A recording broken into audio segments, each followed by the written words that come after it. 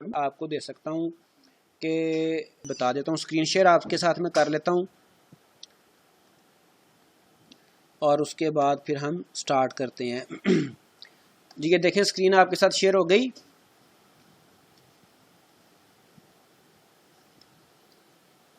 जी sir. चलें sir चलें अच्छा, आज हमने टॉपिक जो पढ़ना है वो है कंस्ट्रक्टर। पहले मैं यहाँ पे एक नई फाइल बना रहा हूँ, ठीक है। ये मैंने जावा क्लास एक बनाई जी। ये देखिए यहाँ पर इसका मैं नाम दूंगा क्लास का, तो कुछ भी नाम रखा जा सकता है। मैं इसका नाम कंस्ट्रक्टर ही रख देता हूँ या कंस्ट्रक्ट रख देता हूँ, ठीक है जी। तो मैंने इसका नाम कंस्ट्रक्ट रख दिया क्लास का। इसको मैं फिनिश करूँगा, सेम पैकेज में मैंने इसको बनाया, फिनिश किया, तो it will take some time, ठीक है जी।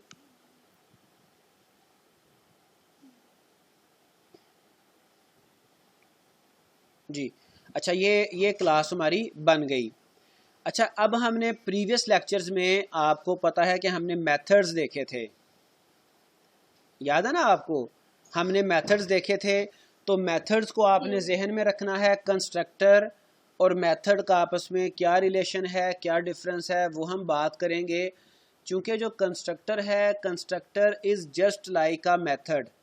मैं यहाँ पे थोड़े थोड़े नोट्स भी समझने लिखता जा रहा हूँ। कंस्ट्रक्टर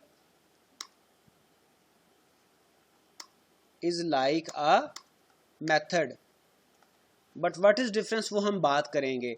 लेकिन ये जो कंस्ट्रक्ट एक क्लास, हमने नई एक क्लास बनाई है, इसमें मैं कोई इंस्टेंस वेरिएबल्स बना रहा हूँ। इंट टाइप के बना लें, डबल टाइप के बना लें। मैं इंट टाइप का एक वेरिएबल बनाया v1, ठीक है। इंट टाइप का एक वेरिएबल बना रहा हूँ v2, और उसके बाद मैं डबल टाइप का वेरिएबल बना रहा हूँ d1, डबल टाइप का एक वेरिएबल बना रहा हूँ d2। ये मैंने 4 वेरिएबल बना दिए, ठीक है जी। ये 4 मैंने वेरिएबल बनाए। क्लास कौन सी है? क्लास है कंस्ट्रक्ट। प्रीवियस हमारी प्रैक्टिस ये थी कि हम जिस क्लास का ऑब्जेक्ट बनाते थे मेन क्लास में, फॉर एग्ज़ाम्पल ये हमारी मेन क्लास है, इसमें मैं कंस्ट्रक्ट क्लास का ऑब्जेक्ट बनाता, तो मुझे क्या करना पड़ता कि मैं क्लास का नाम लिखता था। जैसे ये इस वक्त क्लास है कंस्ट्रक्ट, जिसका मैं ऑब्जेक्ट बनाना चाह रहा हूँ, कंस्ट्रक्ट, ठीक है जी। क्लास का मैं नाम लिखता था और ऑब्जेक्ट का नाम लिखता था ओबीजे, कॉन, या कोई भी नाम अप्रोप्रिएट आप रख सकते हैं, न्यू कीवर्ड, और उसके बाद फिर जो क्लास है उसका नाम, ठीक है जी। ये हमारा मैकेनिज्म था ऑब्जेक्ट बनाने का, ठीक है। तो अब ये कंस्ट्रक्टर क्या चीज़ है, थोड़ी सी इसकी हम डिस्कशन कर लें, फिर आपको आइडिया होगा कि हम इसको क्यों यूज़ करते हैं, क्या इसका बेनिफिट है। अच्छा, अब जब मैं ये ऑब्जेक्ट बना लेता था किसी भी क्लास का, तो ऑब्जेक्ट बनाने के बाद फिर मैं इस ऑब्जेक्ट के नाम से, जैसे OBJCON ऑब्जेक्ट का नाम है, डॉट लिखने के बाद मैं इस क्लास, जो कंस्ट्रक्ट क्लास है, इस क्लास के इंस्टेंस वेरिएबल्स को एक्सेस कर सकता था। OBJ cone dot v1 equal 15। तो मैंने जो कंस्ट्रक्ट क्लास थी उसके ऑब्जेक्ट के ज़रिए से उस क्लास के इंस्टेंस वेरिएबल को वैल्यू असाइन कर दी, ठीक है। मुझे ऐसे करना पड़ता था। ये हमारी प्रीवियस लेक्चर में आपने देखा प्रैक्टिस रही है। अब कंस्ट्रक्टर क्या करता है? कंस्ट्रक्टर, इसका जो नाम है उससे आपको आइडिया होगा कि ये कंस्ट्रक्शन कर रहा है, बट व्हाट इट कंस्ट्रक्ट, क्या इसकी कंस्ट्रक्शन डोमेन क्या है? ये जनाब ऑब्जेक्ट को कंस्ट्रक्टर्स, पहले हमने बात की constructors is like a method. Constructors are used to constructors are used to initialize objects, ठीक है। ये ऑब्जेक्ट्स को इनिशियलाइज करने के लिए इस्तेमाल होते हैं। मतलब क्लास में जो इंस्टेंस वेरिएबल्स हैं, उन इंस्टेंस वेरिएबल्स को इनिशियलाइज करने के लिए इस्तेमाल होते हैं, ठीक है। अभी इस वक्त मेरे 4 वेरिएबल्स हैं, इंस्टेंस वेरिएबल्स। क्लास कंस्ट्रक्ट में 4 मैंने वेरिएबल्स बनाए, ठीक है। अब एक और कंस्ट्रक्टर के आपको फीचर बता दूं। हमने ये कहा कि जो कंस्ट्रक्टर्स हैं वो मेथड की तरह से होते हैं। एक स्पेशलिटी है कंस्ट्रक्टर की, the name of constructor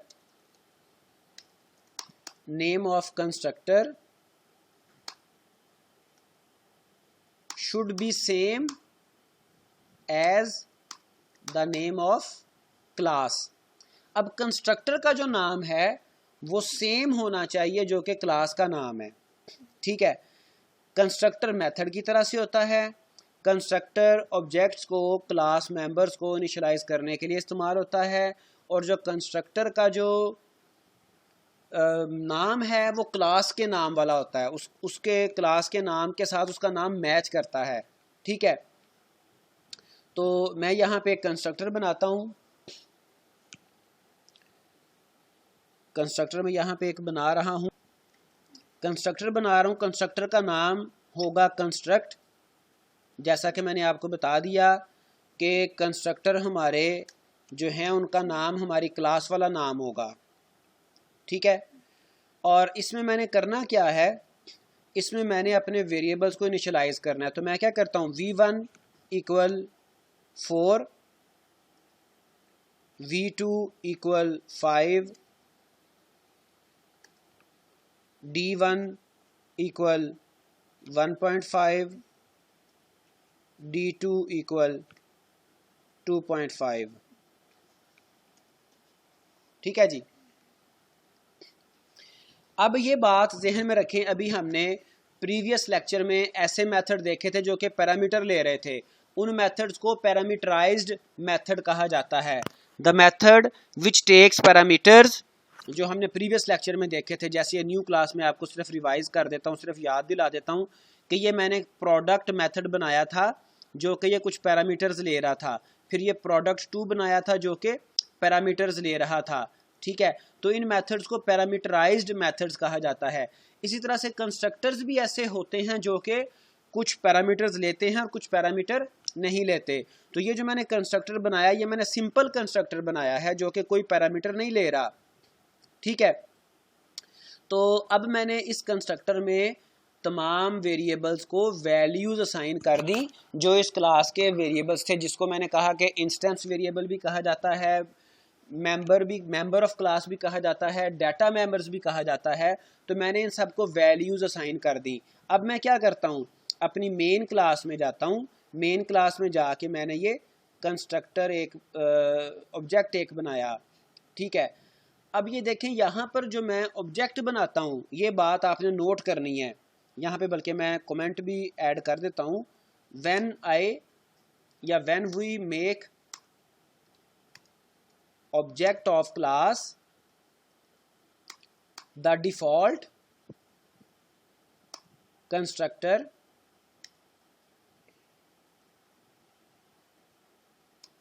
is called, ठीक है। जो डिफॉल्ट कंस्ट्रक्टर है वो कॉल हो जाता है।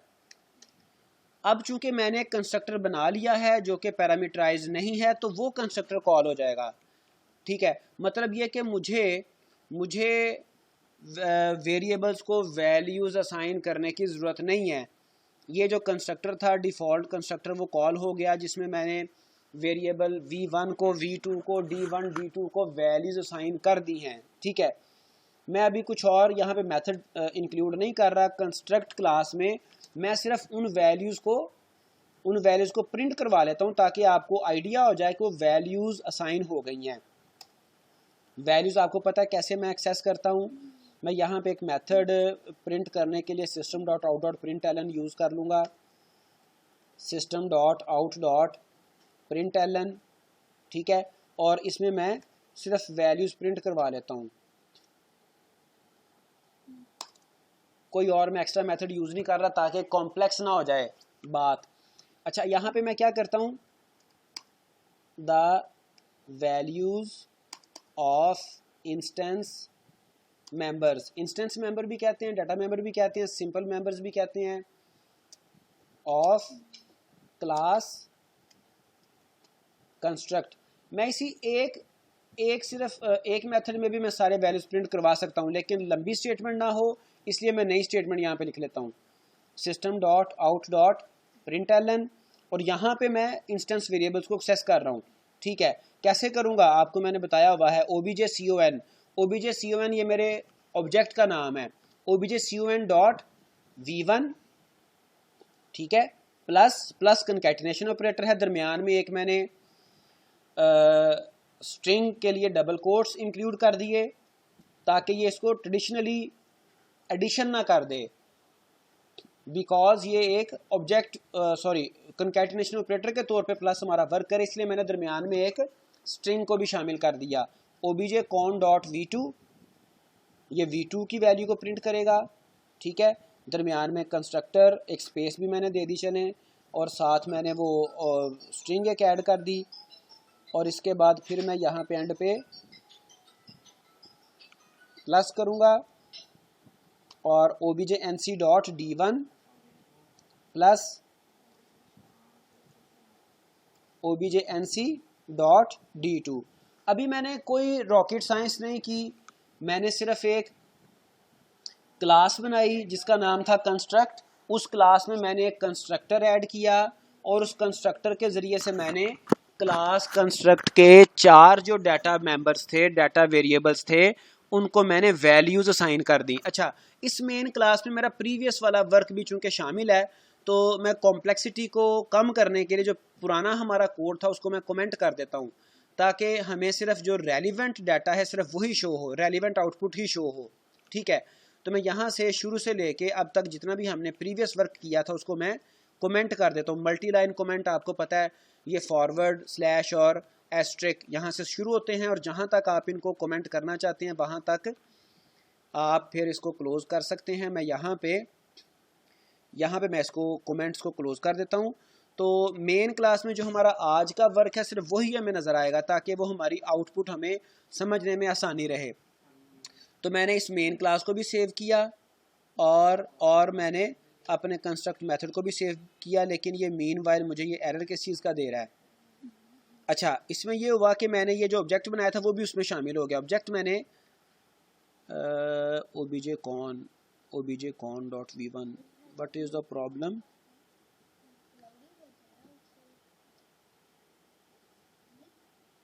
Late me check please. अच्छा, इसमें पब्लिक स्टैटिक वॉइड मेन को मैंने कमेंट कर दिया, इसको नहीं मैंने करना था।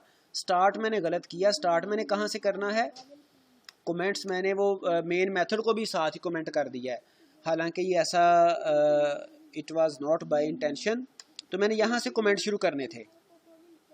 ठीक है, तो मैं यहाँ पे प्लस ऐड करता हूँ, एरर ये फिनिश हो जाएगा, और मैंने अपनी इस फाइल को सेव किया, कंस्ट्रक्ट मेथड वाली कंस्ट्रक्ट क्लास को मैंने सेव किया। अब मैं इसको रन कर रहा हूँ, प्रोग्राम को रन किया मैंने, तो it will take some time कि हमारी क्या आउटपुट आई है, और साथ में आपको ये बता रहा हूँ कि if you have any question you can ask. ये देखें जी, आउटपुट क्या यहाँ पे शो कर रहा है, the values of instance members of class construct. ठीक है, ये मैंने प्रिंट करवाया था अपनी मेन क्लास में, ये मैंने system dot out dot println function में।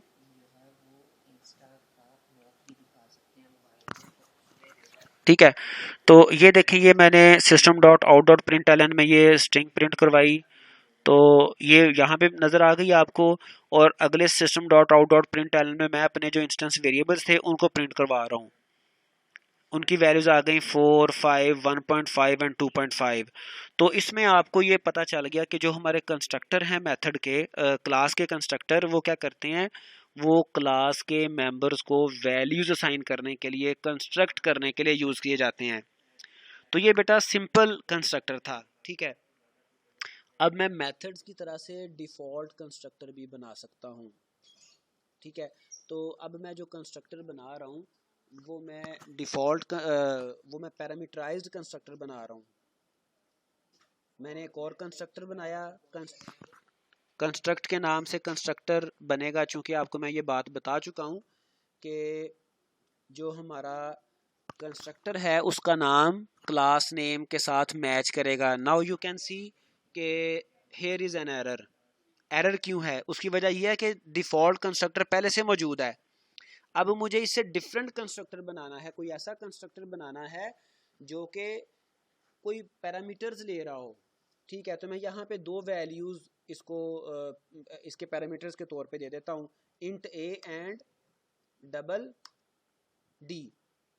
ठीक है, अब मैं क्या करूँगा, अब मैं v1 में असाइन कर देता हूँ a और v2 में भी असाइन कर देता हूँ a, और otherwise you can do something with the value. तो मैं a मल्टीप्लाइंग बाई 2 असाइन कर देता हूँ v2 में। ठीक है, d1 में मैं असाइन कर देता हूँ d, और d2 में असाइन कर देता हूँ d मल्टीप्लाइंग बाई 2। ठीक है, तो अब ये जो मैंने नया कंस्ट्रक्टर बनाया ये है पैरामीटराइज्ड कंस्ट्रक्टर। ठीक है, अब कंस्ट्रक्टर क्या है जी? कंस्ट्रक्टर ऑब्जेक्ट को कंस्ट्रक्ट कर रहा होता है। तो अब मुझे यहाँ पर एक नया ऑब्जेक्ट मेन क्लास में बनाना है। मेन क्लास में मैं जाता हूँ, मेन क्लास में मैं यहाँ पे एक नया ऑब्जेक्ट बनाऊंगा। ठीक है, मैं ये system dot out dot println को कॉपी कर रहा हूँ ताकि मुझे बार बार ना लिखना पड़े। system dot out dot println, और यहाँ पे मैं सिर्फ स्ट्रिंग एक प्रिंट करवा देता हूँ।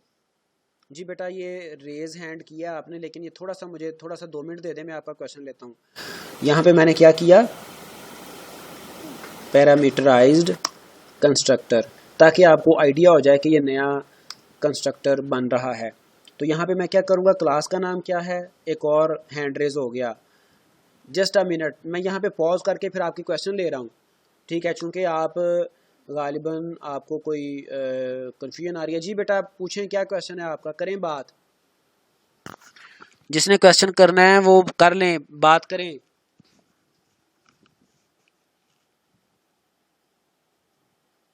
जी बेटा आप क्वेश्चन कर सकते हैं। जी बेटा पूछें। ये जो आपने न्यू कंस्ट्रक्टर बनाया है, जी जी, उसमें पहले तो हमने अलग से लिखा था ना कंस्ट्रक्टर से बाहर, लेकिन आपने कंस्ट्रक्टर बनाने के साथ ही आगे वेरिएबल्स लिख दी हैं उसके, वो उसकी क्या रीजन है? जी बेटा मैंने आपको बताया कि पहली बात ये समझें, अगर आप, जी मैं बताता हूँ, अगर आपको क्वेश्चन आपका आंसर सेटिस्फाई ना हो तो दोबारा पूछ लें, लेकिन जो मुझे समझ आई है, आपने इन ये इंट ए और इंट डी के बारे, डबल डी के बारे में पूछा है।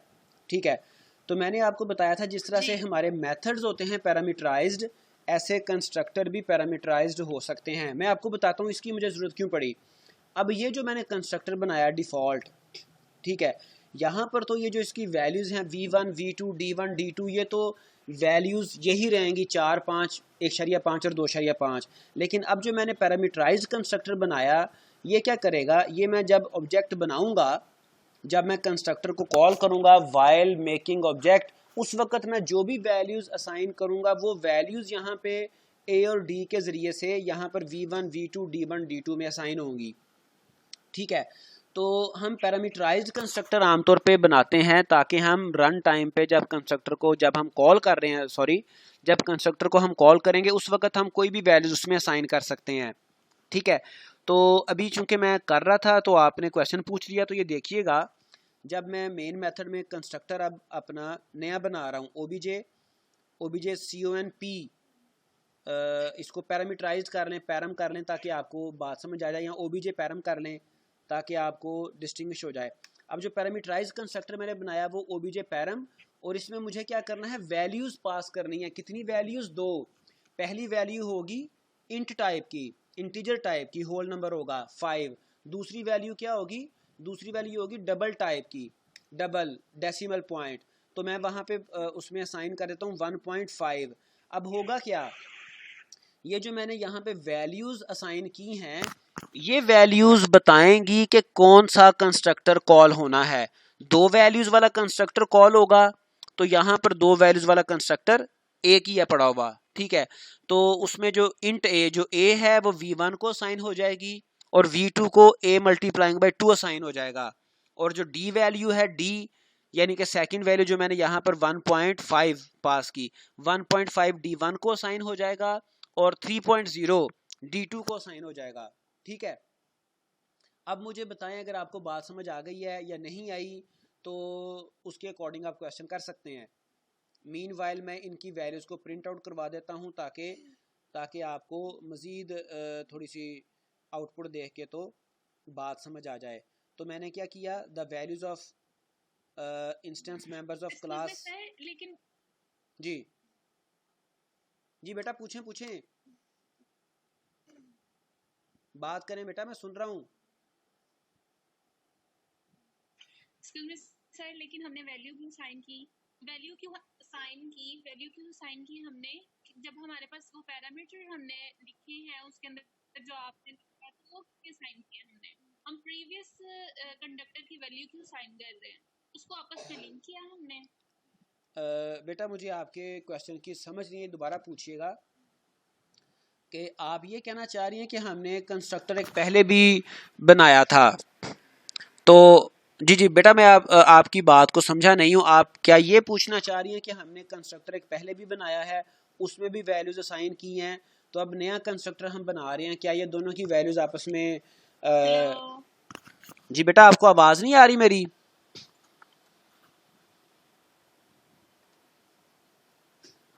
जी बेटा आपको आवाज नहीं आ रही मेरी, जरा बताएं क्या जब आपने पहले कंस्ट्रक्टर बनाया तो वैल्यू असाइन की। ठीक है जी जी, तो अब मैं दोबारा कंस्ट्रक्टर बना रहा हूँ, तो दोबारा आपस में वो वैल्यूज आप की आ रही है आपकी आवाज से, लेकिन सर जब आपने पहले एक मिनट मेरा मोबाइल किधर रखा है? मोबाइल किधर है मेरा? यार उधर सिग्नल ज़्यादा आते हैं थोड़े। अच्छा जी बेटा आप पूछें। आवाज आई? जब पहले हम लोगों ने जी कंस्ट्रक्टर बनाया तो हमने वैल्यू साइन की, ठीक है जी जी।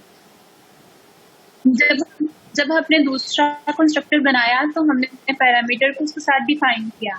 ठीक है, हम पैरामीटर को क्यों नहीं कॉल कर रहे, हालांकि प्रीवियस वैल्यू को कॉल कर रहे हैं, इसकी क्या रीजन है? बेटा प्रीवियस अच्छा आप कह रही हैं कि वैल्यूज प्रीवियस वैल्यूज नहीं है। मैंने आपको थोड़ा सा दोबारा मेरी बात को समझिएगा तवज्जो के साथ। हमने लास्ट टाइम आपको याद है कि एक क्लास के एक से ज़्यादा ऑब्जेक्ट बनाए थे, ठीक है, और आपको मैंने रिलेट किया था कि क्लास क्या होती है। क्लास एक जनरल डेफिनेशन होती है। मैंने आपको कहा था कि जैसे ह्यूमंस हैं, अगर मैं कहता हूँ कि ह्यूमन, अगर मैं कहता हूँ मैन, अगर मैं कहता हूँ वुमेन, तो मुझे जनरल करेक्टरिस्टिक्स का पता चलता है। लेकिन अगर मैं कहता हूँ मुदस्सिर, ठीक है, तो मुदस्सिर इज़ अ मैन, तो उसमें मैन की सारी क्वालिटीज़ तो हैं, लेकिन मुझे स्पेसिफिक एक उसका चेहरा भी जहन में आता है, मुझे उसका हेयर स्टाइल, हेयर कलर भी जहन में आता है, मुझे उसका आई कलर भी जहन में आता है, ठीक है। तो एक क्लास के डिफरेंट ऑब्जेक्ट्स हो सकते हैं, हर ऑब्जेक्ट की अपनी अपनी वैल्यूज हो सकती हैं। तो अब ऑब्जेक्ट को इनिशियलाइज करने के कई एक तरीके हैं, उनमें से एक सिंपल कंस्ट्रक्टर भी है, उनमें से डायरेक्ट वैल्यूज असाइन भी की जा सकती हैं, पैरामीटराइज्ड कंस्ट्रक्टर भी हैं। अब ये देखें जो मैंने पैरामीटराइज्ड कंस्ट्रक्टर बनाया ना, तो इसमें मैंने एक बिल्कुल नया ऑब्जेक्ट क्रिएट किया जिसका नाम मैंने ओबीजे पैरम रख दिया। ऑब्जेक्ट का नाम मैंने, पहले वाला जो ऑब्जेक्ट था उसका नाम था OBJCON, ठीक है। अब जो मैंने ऑब्जेक्ट बनाया उसका नाम मैंने रखा OBJ पैरम, OBJ पैरामीटर। तो मैं बिल्कुल एक एंटायरली डिफरेंट पैरामीटर बना रहा हूँ। इसमें वैल्यूज कौन सी असाइन करनी है वो मेरे ऊपर डिपेंड करता है। मैं वेरिएबल ए में मैं 10 असाइन कर देता हूँ, वेरिएबल जो डी था डबल डी उसमें मैं कुछ भी 3.5 असाइन कर देता हूँ। तो ये इस वक्त मैं क्या कर रहा हूँ, मैं पैरामीटराइज कंस्ट्रक्टर को कॉल कर रहा हूँ। बात समझ आई है? तो अभी बेटा टाइम थोड़ा सा 5-7 मिनट रह गए हैं, तो मैं आपको ना इसको जरा प्रोग्राम को रन करके दिखा दूं। तो मैंने पैरामीटर ओबीजे पैरम के जरिए से मैंने वेरिएबल 1 को, वेरिएबल 2 को, D1 D2 को प्रिंट करवाना चाहा। तो मैं इसकी ज़रा आउटपुट चेक करवा देता हूँ आपको, ताकि थोड़ी सी बात क्लियर हो जाए। अगर आपका कोई क्वेश्चन होगा तो इसको रन करने के बाद मैं क्वेश्चन ले लेता हूँ, या फिर नेक्स्ट सेशन में मैं क्वेश्चन आपसे पूछ लूँगा। प्रोग्राम को रन किया तो ये थोड़ा सा टाइम लेगा।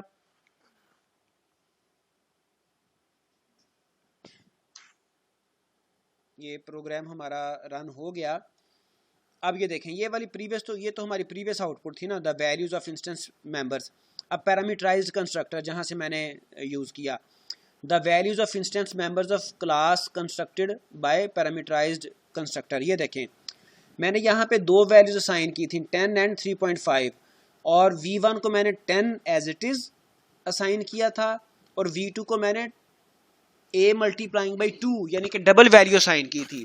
तो 20 v2 को असाइन हो गया, और 3.5 जो है वो d1 को असाइन हुआ, और 7.0 d2 को असाइन हो गया। बात समझ आई है? अभी मैंने सिर्फ आपको तरीकाकार बताया है कि किस तरह से हम अपनी क्लास को, अपनी क्लास के ऑब्जेक्ट्स को कंस्ट्रक्ट कर सकते हैं। ठीक है, और यहाँ से आपको मैं ये भी बता दूं कि ये मैंने कंस्ट्रक्टर, शुरू पे आपको याद होगा पॉलीमॉर्फिज्म की हमने बात की थी। यहाँ पर ये पॉलीमॉर्फिज्म भी अचीव हो रही है। पॉलीमॉर्फिज्म मैंने क्या कहा था, सिंगल इंटरफेस मल्टीपल वर्क, ठीक है, multiple methods.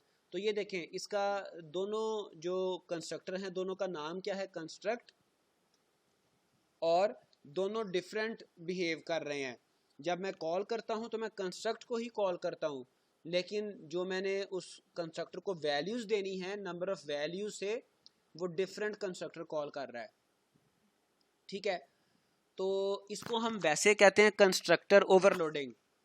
This concept is called as constructor overloading, जिसमें एक ही नाम से दो या दो से ज्यादा कंस्ट्रक्टर बनाए जाते हैं, और फिर वो रन टाइम पे अप्रोप्रिएट कंस्ट्रक्टर को कॉल कर लेता है, depends upon the number of parameters और टाइप ऑफ पैरामीटर्स। तो अभी बेटा इसमें कोई आपका क्वेश्चन है तो आप पूछ सकते हैं, अदरवाइज थोड़ा टाइम रह गया है, नेक्स्ट सेशन में भी हम इसको कंटिन्यू कर सकते हैं।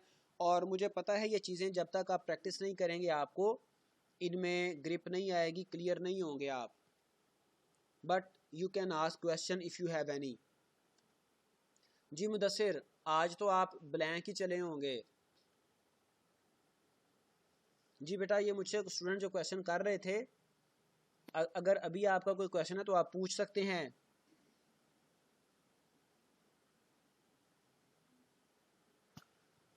जी बेटा मुदस्सिर। Yes sir. सर अब प्रैक्टिस।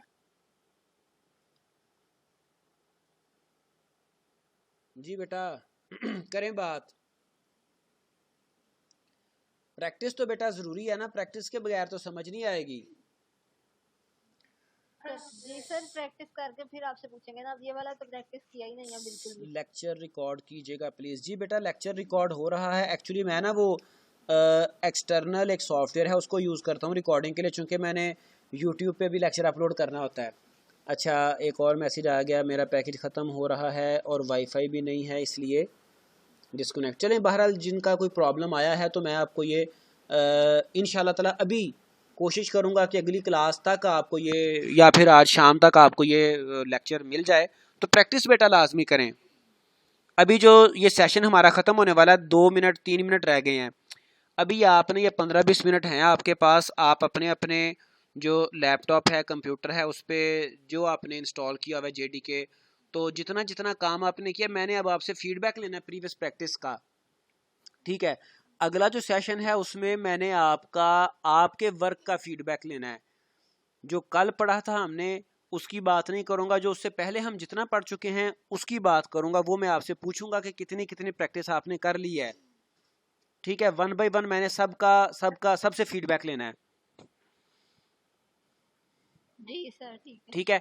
और दूसरी बात मैं आपको ये बता देता हूँ कि अगर किसी का कोई प्रॉब्लम है इंस्टॉलेशन का, तो कल सुपीरियर में एक छोटा सा सेशन रखा हुआ है। वैसे तो वो ऑफिशियल नहीं है, लेकिन अगर आप में से किसी ने लैपटॉप पे कोई इंस्टॉलेशन करवानी है, प्रॉब्लम आ रहा है, तो कल 4 बजे मैं सुपीरियर में हूँगा। 4 बजे से समझ लें कि 5 बजे तक आप आ सकते हैं, कोई एक आध अगर किसी का प्रॉब्लम हो। ठीक है, तो अभी आप इसके बारे में क्वेश्चन पूछ लें।